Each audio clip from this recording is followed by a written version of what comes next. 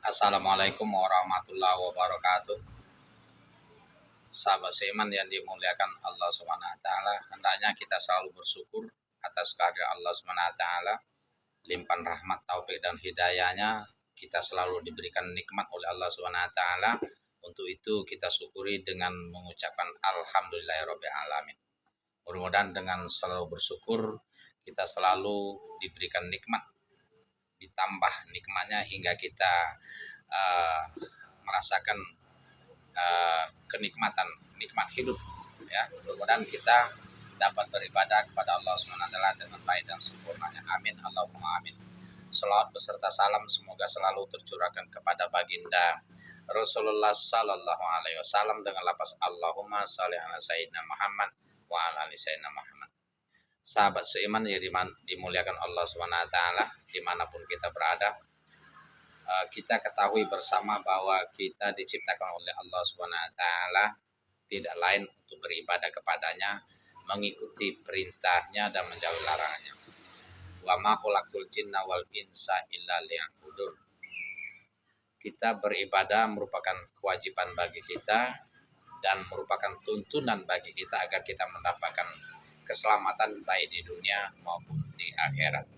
Seyogyanya lah kita meyakini bahwa ketika kita dihidupkan adalah suatu nikmat dan anugerah dari Allah Subhanahu wa taala yang nantinya kita akan dimatikan oleh Allah Subhanahu wa taala, dihidupkan kembali dan dihadapkan kepadanya untuk dimintai pertanggungjawaban atas segala amal ibadah yang telah kita lakukan selama di dunia.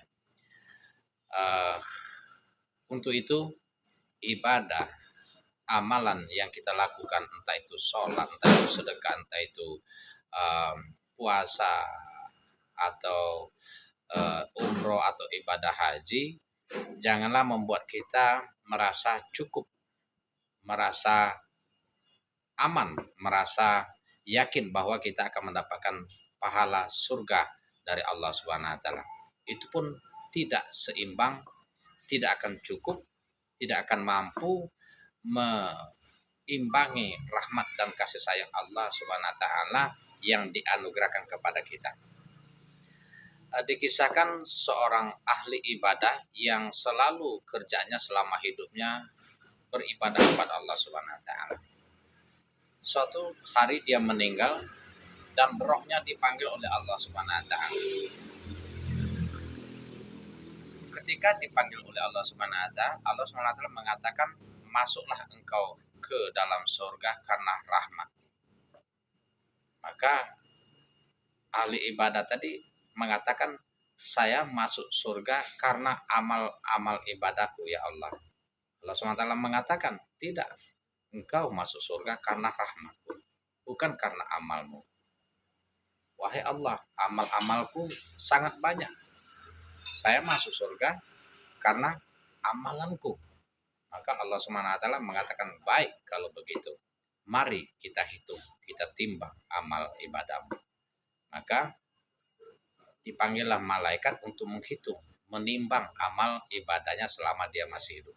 Setelah ditimbang, memang berat, banyak amalnya, karena dia selalu beribadah kepada Allah Subhanahu wa taala.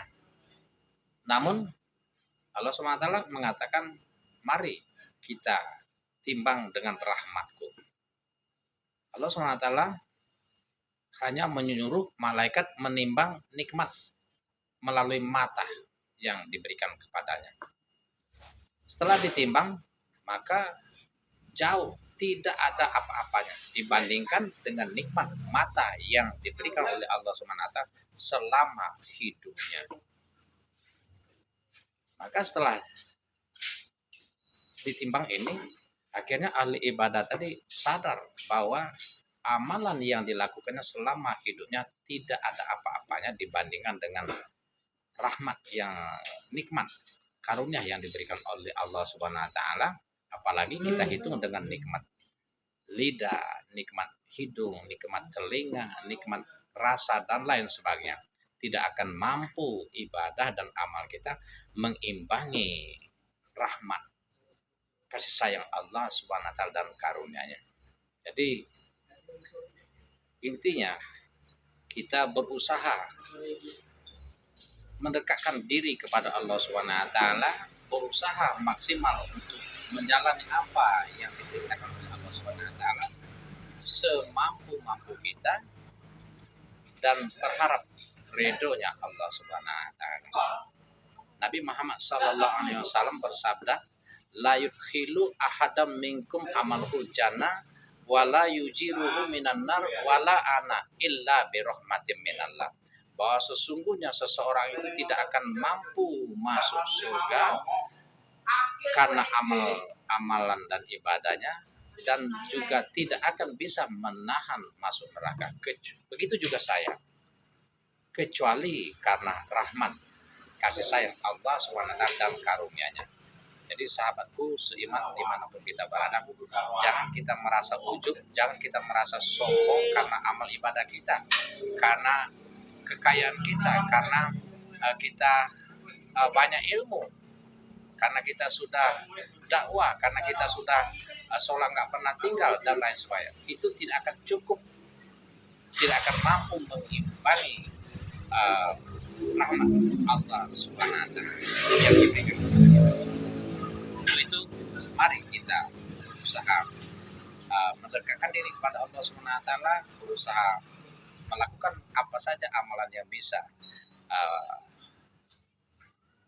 membuat Allah SWT senang dan bangga terhadap kehadiran karunia Allah SWT kepada kita.